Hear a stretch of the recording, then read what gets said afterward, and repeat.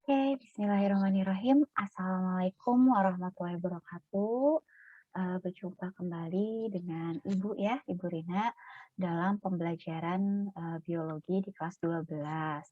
Nah, pada kesempatan hari ini, Ibu ingin mencoba untuk mereview materi yang sudah kemarin sempat kita bahas ya, yaitu mengenai enzim dan juga mudah-mudahan hari ini Ibu dapat menjelaskan secara tuntas ya materi mengenai enzim tersebut.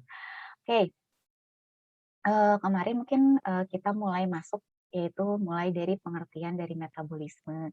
Nah, kemarin juga sudah Ibu jelaskan bahwa yang namanya metabolisme itu berasal dari kata metabol ya. Nah, ini ya metabol dari bahasa Yunani yang artinya itu adalah perubahan. Nah, kalau misalnya kita artikan secara keseluruhan ya atau pengertian secara umumnya bahwa yang namanya metabolisme itu adalah seluruh proses reaksi kimia yang terjadi pada sel hidup. Nah, katanya baik itu reaksi penguraian maupun reaksi pembentukan senyawa kimia tertentu itu adalah metabolisme. Jadi sekali lagi, metabolisme itu seluruh proses reaksi kimia, baik itu pembentukan maupun penguraian ya pada sel hidup. Nah, ternyata dalam pelaksanaannya si metabolisme ini dia melibatkan enzim. Nah, untuk apa? Untuk mempercepat reaksi gitu. Oke, kita lanjut dulu ya. Nah, metabolisme ini dibagi menjadi dua, yaitu yang pertama yang disebutnya sebagai anabolisme, dan yang satu lagi itu adalah yang disebutnya sebagai katabolisme. Nah, anabolisme sendiri dia itu punya pengertian adalah pembentukan. Nah, jadi anabolisme itu adalah reaksi pembentukan ya. Pembentukan apa? Senyawa kompleks dari senyawa sederhana. Nah, katanya apa? Dengan menggunakan energi dari luar. Nah, energinya ini kemarin juga sudah Ibu sebutkan. Biasanya dalam bentuk apa? ATP itu misalnya ya. Contoh peristiwanya apa? Contoh peristiwanya itu adalah pada fotosintesis dan juga pada peristiwa kemosintesis. Oke, itu adalah anabolisme. Nah, sedangkan yang satu lagi adalah katabolisme. Katabolisme sendiri adalah proses pemecahan. Nah, kalau tadi anabolisme pembentukan, kalau katabolisme dia itu adalah pemecahan. Pemecahan apa? Senyawa kompleks katanya menjadi senyawa sederhana dengan melepaskan energi atau biasanya dia nanti menghasilkan energi. Contohnya apa? Contohnya adalah respirasi sel ya, kemudian juga proses fermentasi. Oke, nah sekarang kita ke intinya nih. Kita masuk ke materi. Intinya yaitu mengenai apa? Mengenai enzim itu sendiri. Bentar ya.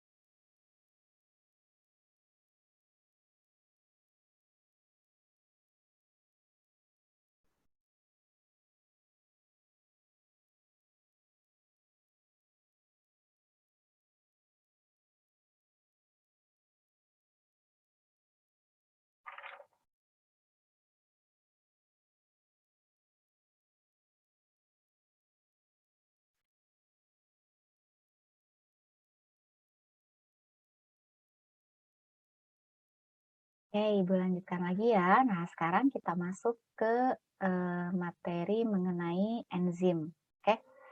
Nah, enzim itu apa? Enzim itu dia punya definisinya adalah protein katanya. Nah, protein yang bagaimana? Protein yang berperan sebagai biokatalis atau biokatalisator ya. Nah, ini adalah enzim. Nah, di mana si protein tersebut biasanya dia itu terdirinya dari protein yang sifatnya fungsional gitu ya, bukan yang protein struktural. Kenapa? Karena, ternyata tidak semua protein itu dia bertindak sebagai enzim. Nah, maksudnya apa nih di sini? Si enzim tersebut dia itu protein yang berperan sebagai biokatalis atau katalisator. Maksud di sini adalah si enzim tersebut dia memiliki peran untuk, apa ya namanya, mempercepat reaksi kimia gitu pada, sel tubuh gitu. Makanya di sini ada kata bionya ya, biokatalis gitu. Dengan cara apa? Kemarin juga sudah Ibu bahas, salah satunya adalah dengan cara menurunkan energi aktivasi. Nah, berikutnya, ternyata nih yang harus kalian tahu dulu, si enzim itu biasanya dia itu, dinamakan ya, jadi si enzim itu penamaannya itu, sesuai dengan nama substrat. Nah, Ibu tulis ya, sesuai dengan nama substrat, dengan nama substrat. Nah, substrat katanya itu, dan reaksi yang dikatalis. Nah, maksudnya gimana nih, Bu? Nah, maksudnya itu misalnya substrat yang dipecahnya itu adalah misalnya amilum di sini. Nah, maka enzimnya itu biasanya ditambahkan akhiran ase. Nah, jadi apa? Jadi misalnya amilase. Kemudian misalnya substratnya itu adalah, sukrosa. Nah, gitu ya. Sukrosa. Maka si enzimnya itu adalah namanya sukrase. Nah, gitu. Ini jadi penamaan enzim biasanya diakhirinya dengan ase, tapi nggak selalu ya, karena ada beberapa enzim juga yang tidak diakhiri dengan kata ase. Seperti apa? Seperti misalnya pepton, terus tripsin, kemudian lagi dan lain-lainnya ya. Itu adalah enzim-enzim yang tidak diakhiri oleh kata ase, misalnya seperti itu. Nah, kemudian berikutnya pada pembahasan enzim, kita juga harus mengenal yang namanya substrat, ya. Nah, substrat itu apa? Dia itu ternyata molekul yang bereaksi dalam reaksi yang dikatalis oleh apa? Oleh enzim. Nah, seperti tadi misalnya amilum. Nah, substratnya amilum dikatalis oleh enzim, enzimnya amilase gitu ya. Nah, itu sekilas pandang mengenai enzim. Selanjutnya kita lihat nih, komponen apa saja sih, dari enzim itu? Nah, di sini sudah ada bagannya ya. Jadi kalau kalian di sini lihat, bahwa ternyata enzim itu dibagi menjadi 2 jenis. Yang pertama itu adalah enzim sederhana, atau yang biasa disebutnya sebagai enzim simpel, katanya simple enzim, karena dia itu terdiri hanya dari apa, protein saja. Nah, kemudian ada juga enzim yang bekerjanya itu, kompleks gitu, atau yang biasa dikenal sebagai holoenzim, atau yang biasanya dikenal dengan enzim konjugasi. Nah, di mana dia itu terdiri dari bagian protein dan juga bagian non-protein. Nah, kalau kita lihat sendiri ke sini, ke bawah, ternyata si holoenzim ini ya, ternyata dia itu terdiri dari 2 bagian, protein dan non-protein. Yang proteinnya disebut sebagai apoenzim. Nah, di mana si apoenzim ini, dia itu merupakan bagian, terbesar gitu dari enzim, ya, bagian terbesar dari enzim. Kemudian biasanya dia itu punya fungsi, untuk kekhususan dari si enzim gitu, ini untuk si apoenzim. Nah, jadi kalau misalnya enzim A, ya bekerjanya untuk substrat A, enzim B ya untuk substrat B, seperti itu. Kemudian ada juga bagian dari, holoenzim yang bukan, merupakan protein atau yang disebutnya sebagai non-protein ya, bagian yang non-protein. Nah, di mana si kofaktor ini dia itu merupakan senyawa kimia non-protein yang diperlukan untuk aktivitas biologis dari si protein. Jadi si kofaktor ini dia itu punya peranan, sebagai, molekul pembantu. Nah, yang membantu kerja enzim, dalam aksinya gitu. Artinya apa? Artinya kalau misalnya tidak ada kofaktor ya, maka si enzim itu tidak akan terbentuk secara utuh atau tidak terbentuk secara sempurna. Si kofaktor ini biasanya dia akan berikatan dengan apoenzim. Nah, jadi kalau udah kofaktor berikatan dengan apoenzim, itu disebutnya sebagai holoenzim. Berarti disebutnya sebagai enzim yang sempurna. Tetapi kalau misalnya nggak ada kofaktor gimana? Berarti dia belum menjadi enzim yang sempurna, baru bagian apanya saja? Baru bagian apoenzimnya saja. Nah, di sini si kofaktor sendiri contohnya ada koenzim dan juga ada gugus prostetik. Nah, untuk si koenzim, si koenzim ini biasanya terdiri dari molekul organik ya yang besar, kemudian dia itu biasanya terikatnya renggang katanya dengan si enzim atau bagian dari si apoenzimnya itu. Nah, biasanya si koenzim ini dia berperan dalam, proses pemindahan gugus kimia nih, baik itu gugus kimia, baik itu atom ataupun elektron di mana, dipindahkan dari satu enzim ke enzim yang lainnya. Nah, contohnya apa aja? Contohnya apa yang kemarin udah Ibu bahas ya, ada NAD, nikotinamida adenin dinukleotida, lalu ada FAD, flavin, apa namanya, flavin adenin dinukleotida, kemudian ada FMN ya, kemudian juga kemarin itu ada biasanya vitamin ya, vitamin B, B1, B2, kemudian juga ada di sini tuh biasanya, sitokrom. Kemudian juga ada, PC ya, plastosianin, kemudian juga ada, peki PQ itu plastoquinone, kemudian juga ada, ferredoxin ya atau ferredoxin. Nah, nanti ini semua kita akan pelajari di proses metabolisme itu sendiri, gitu. Nah, selanjutnya kalau yang gugus prostetik gimana? Kalau yang gugus prostetik, dia itu memberikan kekuatan tambahan nih, pada kerja enzim gitu. Nah, biasanya juga dia itu terikatnya rapat sama si apoenzimnya gitu. Untuk membentuk suatu enzim, dia itu terikatnya tuh sangat rapat. Contohnya apa? Contohnya misalnya sebentar. Nah, contohnya misalnya adalah, FEE atau zat besi atau si hem ya, pada, hemoglobin gitu. Di mana dia itu biasanya bisa merangsang, kerja enzim katalase, kemudian peroksidase, juga, sitrokom oksidase gitu. Nah, ini adalah komponen-komponen, dari enzim. Kalau misalnya Ibu bentar ya, kalau misalnya Ibu perbesar, nah ini ya, jadi kalau ini adalah wujud dari si, enzim. Kalian lihat di sini ya. Nah, bagian enzim ini bagian yang besarnya, ini adalah yang disebut sebagai apoenzim.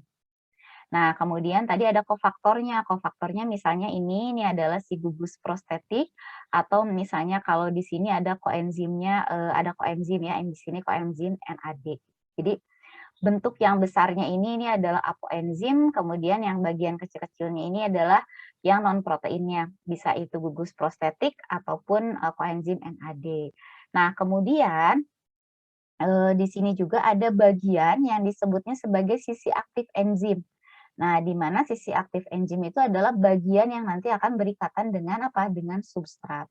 Substratnya apa? Substratnya bisa apa aja gitu, yang pasti sesuai dengan, jenis si enzimnya gitu. Nah, si substratnya itu biasanya berasal dari nutrisi yang, kita makan. Misalnya kalau dari karbohidrat, nanti substratnya kan bentuk paling sederhananya itu bisa glukosa, bisa fruktosa, atau galaktosa.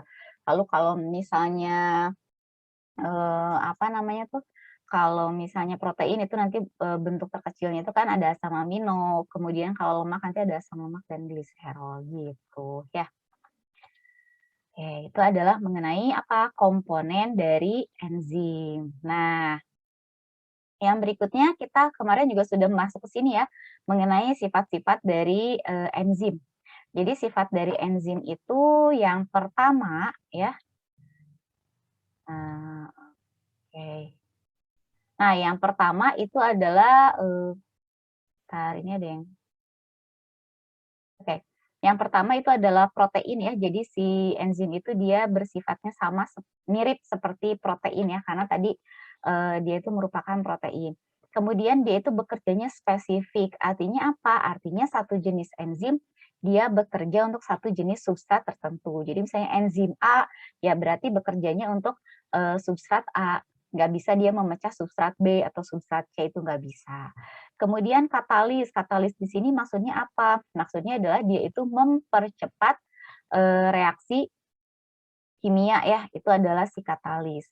Kemudian katanya dia itu dibutuhkan dalam jumlah yang sedikit. Artinya sedikit saja, enzim yang ada ternyata dia itu mampu untuk, mempercepat reaksi yang terjadi di dalam tubuh gitu. Lalu dia bersifatnya bolak-balik, ya karena dia bisa memecahkan suatu senyawa maupun membentuk suatu senyawa. Kemarin seperti yang dicontohkan itu ada lipase. Nah, di mana lipase itu dia memecah lemak ya, menjadi apa, menjadi, asam lemak dan gliserol gitu ya. Nah, kemudian dia juga bisa membentuk kembali gitu ya, dari asam lemak gliserol menjadi lemak gitu. Kemudian dia itu sangat sensitif terhadap pH dan suhu. Jadi kalau misalnya terdapat perubahan pada pH maupun suhu, maka itu akan berimbas, nah, pada kerja dari si enzim tersebut. Nah, ini adalah sifat-sifat dari enzim. Nah, sekarang selanjutnya bagaimana sih cara, kerja dari si enzim tersebut gitu ya. Nah, kita tahu bahwa enzim itu dia punya peranan adalah sebagai apa, sebagai, sebagai biokatalisator kan gitu ya kemarin ya, kita ngebahasnya itu kalau dia itu punya peranan sebagai biokatalisator, yaitu dia itu punya peranan untuk apa, untuk, mempercepat reaksi dengan cara apa, dengan cara menurunkan dari si, energi aktivasi gitu kan ya. Nah, jadi di sini katanya kalau dari segi penjelasannya, si enzim itu dia bekerja dengan mengikat molekul reaktan ya, molekul reaktan itu berarti si substratnya, dan menahannya katanya sedemikian rupa sehingga proses pemutusan ikatan kimia dan pembentukan ikatan langsung itu lebih mudah. Oke, sekarang kita lihat ke sini nih, kita lihat ke gambarnya sebentar. Oke, kita lihat ke sini ke gambarnya ya. Nah, di sini ini ada reaktan, reaktan atau substrat tertentu, di mana dia itu ingin membentuk suatu produk tertentu. Oke, ingin membentuk suatu produk tertentu. Nah, pada awalnya di sini itu dibutuhkan yang namanya adalah energi, energi aktivasi. Energi aktivasi itu adalah energi awal ya, yang digunakan untuk apa? Untuk memecah gitu ya, untuk melakukan, reaksi kimia tersebut. Nah, jadi kalau misalnya ada reaktan mau dipecah menjadi suatu produk tertentu, dia membutuhkan enzim. Nah, di sini dibutuhkanlah energi. Katakanlah di sini energinya adalah misalnya 20 ATP misalnya di sini ya. Dari ujung sini sampai sini ini energinya 20 ATP. Nah, kemudian di sini tuh muncullah enzim. Nah, kita ingat enzim itu bekerja, dia itu mempercepat, reaksi kimia dengan cara apa? Menurunkan, energi aktivasi. Nah, kita lihat nih yang warna hijau ini tuh sudah ada enzim. Nah, ketika ada enzim, kalian bisa lihat di sini, apa yang terjadi? Energi aktivasinya dia itu lebih kecil dibandingkan dengan tidak menggunakan apa? Enzim. Jadi kalau yang tadinya misalnya energinya dibutuhkannya 20, misalnya kalau sekarang mah cukup, eee, 6 atau misalnya 10 gitu ya, pokoknya mah jauh lebih kecil dibandingkan dengan tidak menggunakan enzim. Jadi energi aktivasi yang dibutuhkannya pun dia jadi sedikit. Kemudian ya pasti di sini kita lihat reaksinya jadi lebih cepat, yang tadinya mah harus ke atas dulu energinya banyak digunakan gitu. Kalau sekarang dia cenderung relatif lebih cepat. Jadi dia akan mempercepat reaksi dengan menurunkan apa? Energi aktivasi. Gitu ya. Oke. Nah, berikutnya juga ada dua teori yang menjelaskan mengenai kerja enzim. Yang pertama adalah lock and key teori, yang kedua adalah the induced fit model. Nah, lock and key teori ini atau bahasa Indonesia itu adalah kunci dan anak kunci. Jadi bayangkan kunci dan anak kuncinya itu yang ada di dalam box biasanya tuh gitu ya. Nah, jadi katanya pada the lock and key model, sisi aktif enzim itu secara tepat katanya dibentuk ya untuk berikatan dengan substrat tertentu. Artinya apa? Artinya di sini sisi aktif enzim itu dia bentuknya sama dengan apa? Dengan substrat ya, gitu. Kalau misalnya Ibu perbesar di sini. Nah, kalau Ibu perbesar di sini, misalnya kalian lihat nih, ini adalah enzim ya atau si holoenzim ya. Di sini enzim yang sudah sempurna, kemudian ini adalah sisi aktifnya. Nah, di sini kemudian muncul substratnya. Substratnya sesuai. Kemudian nanti akan berikatan antara enzim dan substrat ya, berikatan. Lalu nanti mulailah di sini dibentuk. Misalnya di sini tuh tujuannya adalah untuk reaksi pembentukan. Nah, sehingga tadi si biru sama si orange ini dia akan membentuk suatu produk tertentu. Gitu. Enzimnya ikut terbentuk juga nggak? Enggak. Enzimnya cuman membantu saja. Tetapi kalau misalnya sudah terbentuk produk, maka enzim akan melepaskan diri dan apa? Dan nanti akan melakukan pemecahan atau pembentukan kembali gitu dengan substrat yang lain gitu ya. Jadi ini tuh cocok gitu ya, lock and key hipotesis tuh jadi cocok gitu si substratnya tuh pas bentuknya tuh dengan sisi aktif dari enzim. Nah, lalu yang berikutnya, kalau the induced fit model bagaimana? Kalau the induced fit model, jadi teori ini menyatakan bahwa katanya pada awalnya sisi aktif dan substrat itu tidak cocok satu sama lain. Kemudian ya, substrat menginduksi perubahan bentuk pada enzim. Jadi nanti si substrat itu dia merangsang perubahan bentuk pada enzim. Oke, Ibu perbesar lagi ya. Nah, di sini kita lihat nih. Kalian lihat di sini adalah si enzimnya. Nah, si enzim ini kemudian datanglah substrat tertentu. Tapi kalian lihat bentuknya itu tidak sama. Ya, jadi bentuk dari substrat sama sisi aktif enzim itu dia berbeda. Oke. Nah, kemudian yang berikutnya si enzim ini ternyata bisa tetap berikatan dengan substrat. Dengan cara apa? Dengan cara si enzimnya menyesuaikan bentuk. Dengan siapa? Dengan substratnya. Jadi biar bisa ditempelkan, si enzimnya menyesuaikan bentuk. Sehingga nanti dihasilkan apa? Dihasilkan produk tertentu.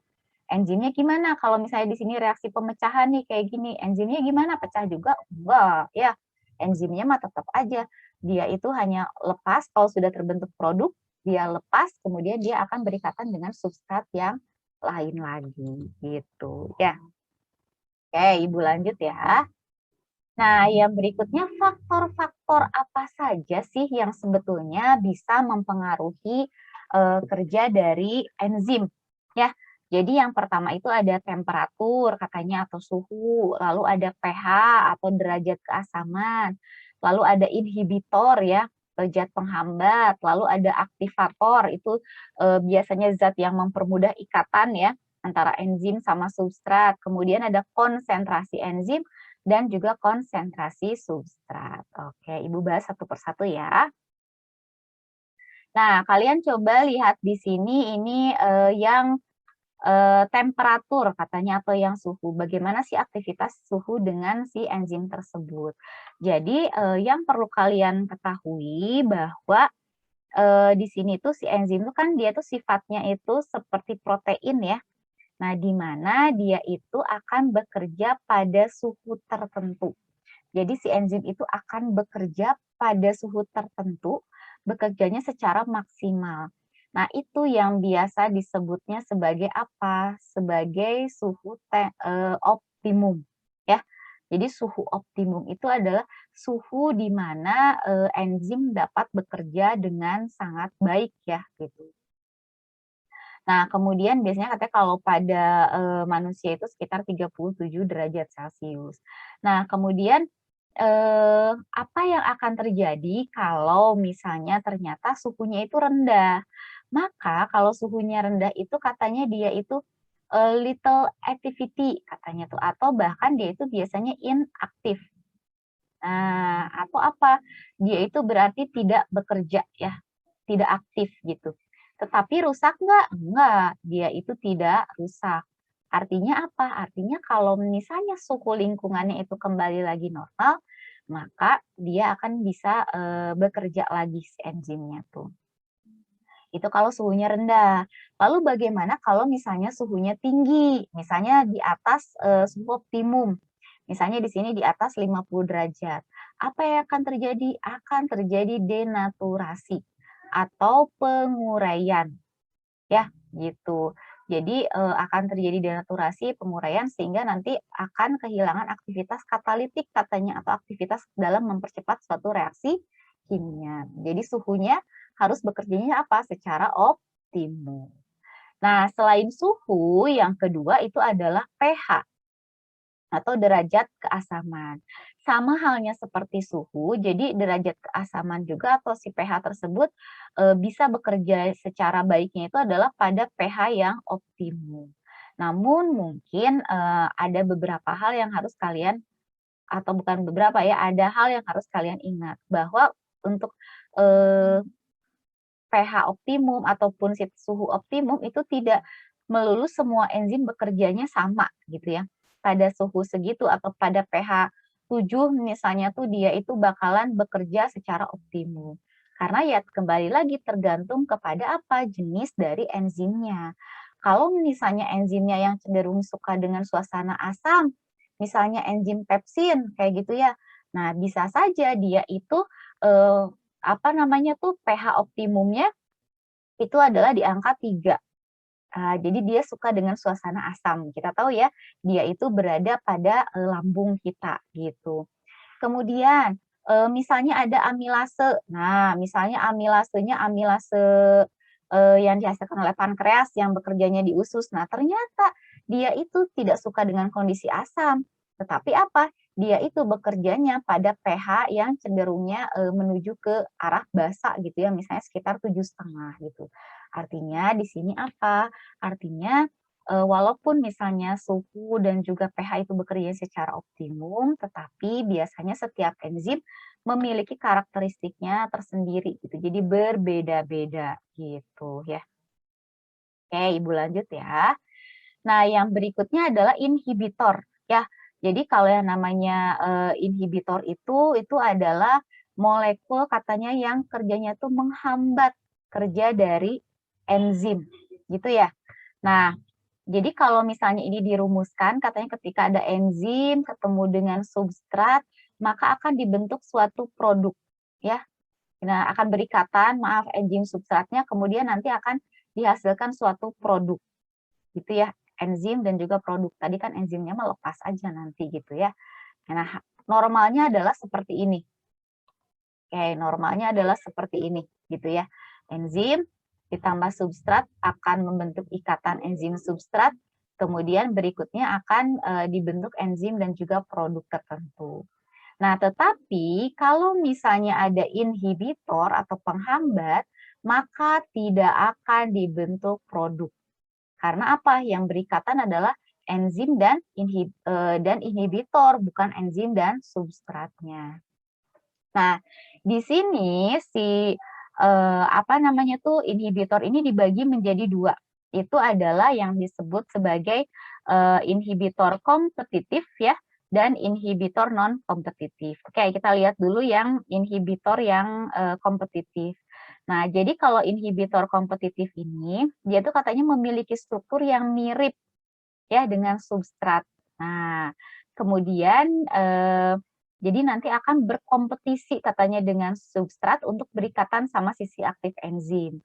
Nah, akibatnya apa? Akibatnya nanti akan mengganggu ya, mengganggu pengikatan antara si enzim dengan substrat sehingga nanti produk yang diminta itu tidak bisa dihasilkan. Oke, kita lihat dulu ke sini ya. Nih, ini gambarnya ya di sini. Jadi kan, normalnya itu reaksinya itu adalah ini enzim, berikatan sama substrat, lalu membentuk kompleks enzim substrat, lalu nanti berikutnya akan dihasilkan enzim dan produk ya. Produknya mau seperti apa, apakah produk pemecahan atau produk pembentukan. Tetapi ketika misalnya ada inhibitor, maka si enzim ini dia akan berikatan justru dengan si inhibitornya.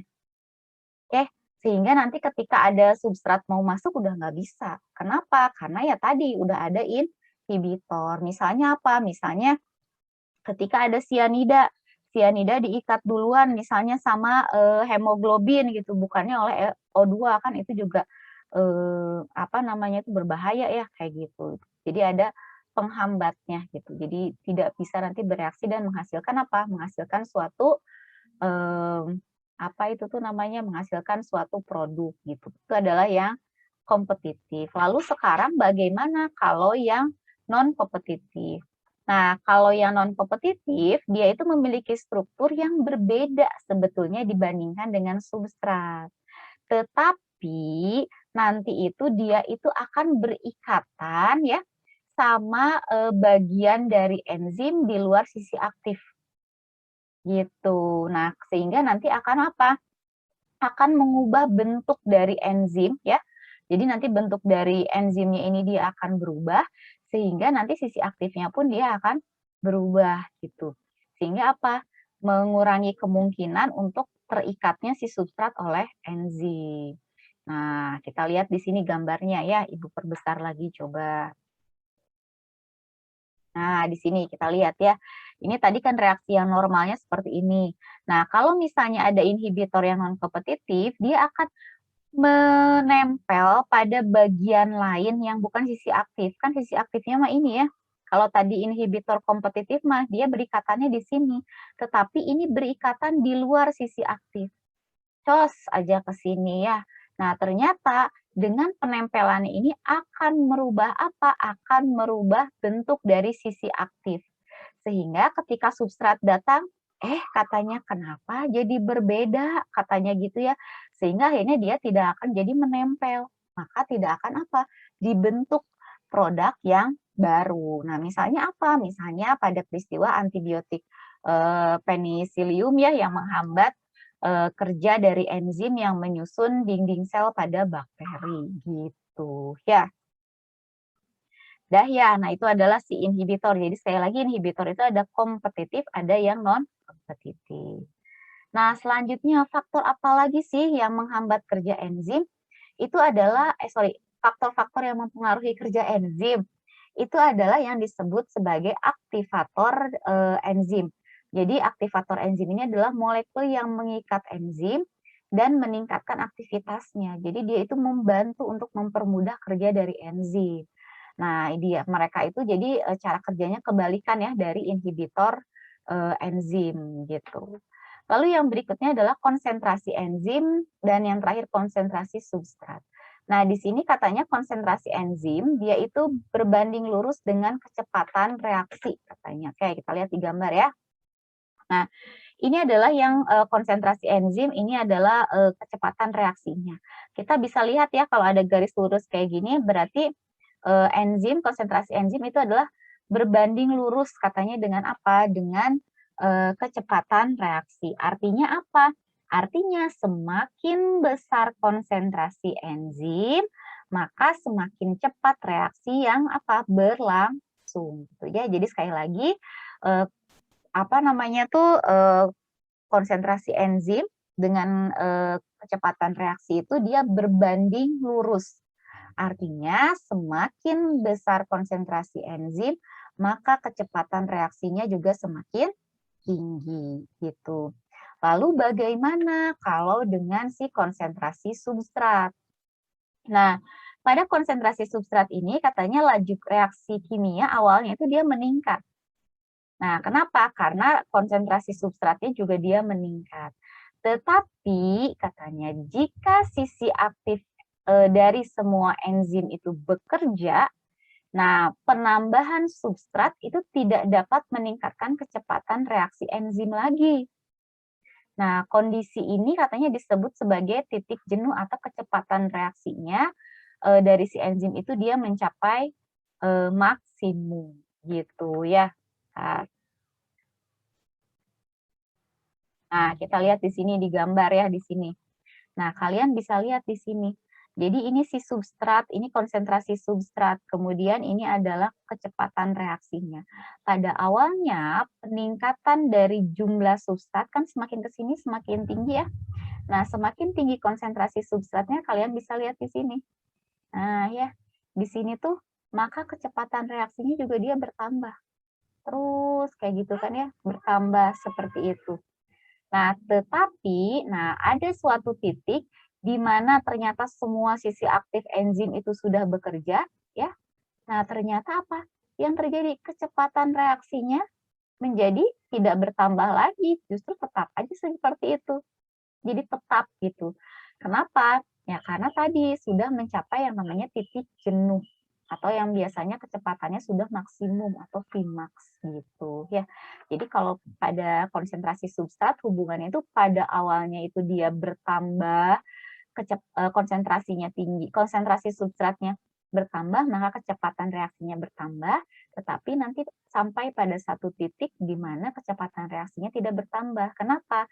Karena semua sisi aktif enzimnya sudah digunakan gitu, sehingga sudah sampailah kepada titik jenuh dari kerja enzim tersebut. Gitu deh ya. Nah, itu ya mungkin penjelasan dari saya mengenai enzim. Oke, ya itu saja penjelasannya dari enzim. Semoga bermanfaat untuk kalian semua ya.